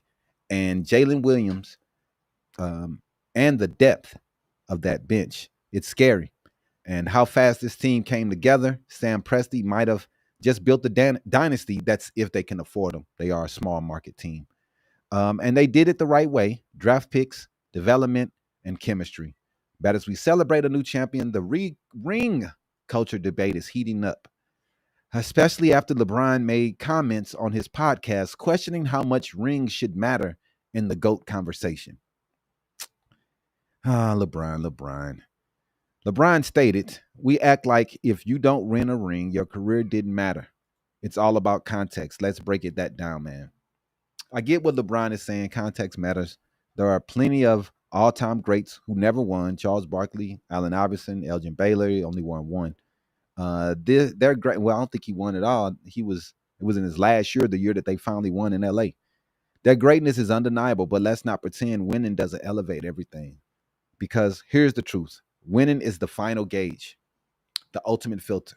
It's how we separate who just played great ball and who impacted the game's history. Take Dirk Nowitzki's title in 2011. That ring, he went through Kobe, KD, and LeBron. That's heavyweight. That ring hit different because of who he beat and how he did it. And as the undisputed leader of that veteran squad, that matter. Or think about the Kareem Abdul-Jabbar, 6 MVPs, all the stats. But the fact that he didn't start winning in titles consistently until Magic got there, it affects how people ranks him, unfortunately.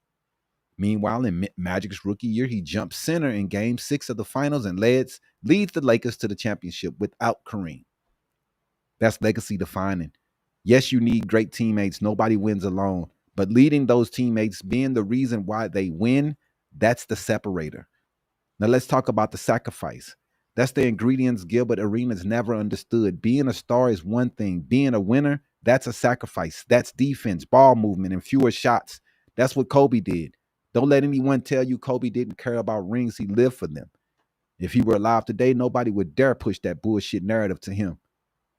Here's my stance, man. Not every ring is equal, but rings still mean everything. You can be a better player and never win, yes. But when you lead your team to a title, when you change the outcome of an entire season, that's legacy. And that's what the Thunder just did. Shai, Chet, and the entire squad. They sacrificed, they matured, and they won. Don't just call them young guns, call them champions. Pretty dope, man. LeBron hung out with Diddy too much to be the oh my God. Okay. So give me your thoughts in the comments on what you think about LeBron's take. Do they define greatness or the shape of the story? I'm Damon. Stay loud, stay sharp, and always keep it Habari. All right, let's go into this last segment here. We're going to talk about comic books.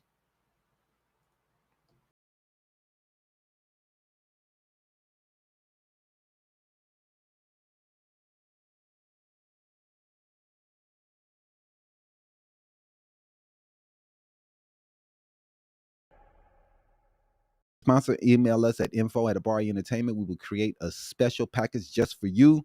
And if you do like any event, any photographs, you need photos, videography, please hit us up at info@entertainment at info@HabariEntertainment.com, and we will get it. We will get people down there to make sure that they capture your event, your wedding, photographs. If you need headshots, Habari Entertainment is your place. So, man, we're gonna talk about. Just to answer Sean's question real fast. No, we do not podcast daily. Right now, we are only weekly. We do our lives Saturday mornings from 11 a.m. and we usually typically run about 2 hours and 10 minutes. So we are entering our last segment for the day. If you guys would like to see us go live more than one time, please let us know in the comments. Please subscribe to us, follow us, and like our content, share, and repost. For sure. All right, Habari fans, it's time for Comic Book Corner. And this week, we're spotlighting Ironheart. Streaming now on Disney Plus, man. Dominique Thorne returns as Riri Williams, the genius teen inventor who builds her own Iron Man level suit. But this isn't a Tony Stark redo. It's smart, gritty, and deeply emotional. I'm liking the show, man. I'm liking what they're doing. The series picks up after Wakanda Forever as Riri is expelled from MIT and heads back to Chicago with her new prototype armor. So I just, it's been a lot of people, have a lot of opinions about this, man. But I've not got into it with these people. I'm just going to check it out myself. I'm sick of the hate that it seems that every movie that has a woman in it nowadays gets, and people are going to shows and they're bombing the shows before they come out, review bombing to make sure that the reviews are bad for the show just because they don't like the people that are in the show. It's pretty disgusting, man. And these are the things that people deal with, man. So she's a tech genius, collides with magic when Riri encounters Parker Robbins, aka the Hood, played by Anthony Ramos, mixing street crime with mysticism. It's a fast-paced episode that wrapped Phase 5 of the MCU, directed by Sam Bailey and Angela Barnes, written by Tanika Hydes and with Coogler and Kevin Feige producing. So let's talk about some of the reception and some of the reviews so far. The reviews are a mixed bag, but the standout is Dominique Thorne's performance. Critics praise her charisma, vulnerability, and relatability. I think she's very relatable. This show tackles heavy themes of grief, identity, and AI restructured trauma, and even prompts questions of emotional dependence on technology, some things that we all depend on, go through today ourselves. And after some early review bombing, likely from bias, before release, audience scores rebounded to around 71% on Rotten Tomato, which is cool, man. People went back and tried to help it out to get just to try to help it out because it had been bombed before it even came out.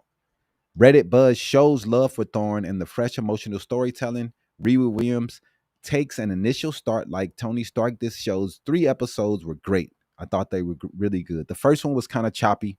I thought it was telling a lot of information and trying to give us a little bit too much. But it got better from the second and third episodes, and I can't wait for the fourth, fifth, and sixth episode. Ironheart is a spectacular dose of black girl magic. Dominic Thorne and Eldon Ehrenreich are outstanding. They're doing a great job, and I really love what they're doing, man. Our take is what I love. Coogler's influence brings that gritty realism. Chicago becomes a character, not just a backdrop. It's street level, smart, and grounded, man. I like what they're doing and how they're doing this show. And Thorne's Riri is a tech prodigy with heart, grappling with loss and responsibility. The blend of science and mysticism gives it a fresh take. This is more than a suit of the week show. It dives into emotional depth, moral complexity, and hero ambition. While not flawless, Ironheart earns its place in the MCU, propelled by a breakout performance and a bold new direction. I really love the show, and I want to give it, 2 thumbs up, like they used to say back in the day. So if you're craving a smart, gritty twist on Iron Man legacy with tech, magic, grief, and ambition, Ironheart is worth streaming. So that's it for Comic Book Corner, man. We appreciate you guys. Next week, we'll unpack the latest X-Men Mutants reveal. So subscribe, stay tuned, and keep that inner nerd alive, man, because we're all nerds on who love all this stuff. So, all right. We appreciate everybody that stayed with us and talked with us, and everybody that was in the comment section. Even if we don't agree with what you say, we love everybody to come in and post their opinion. And anybody, if you ever want to come in and talk, 602-529-2827. We'll add you in, and we can talk about some of the things that you want to discuss. Yeah, and we now have the ability to do multi-guests on TikTok. So now if you would like to DM us and become a guest while we are live, you can do that. We will just DM us, let us know, hey, I want to be a guest, and we'll send you an invite to become a guest during our live show. That is dope. All right, man. We appreciate you guys, like we said. Habari Entertainment. Until next time, peace. Holla, holla.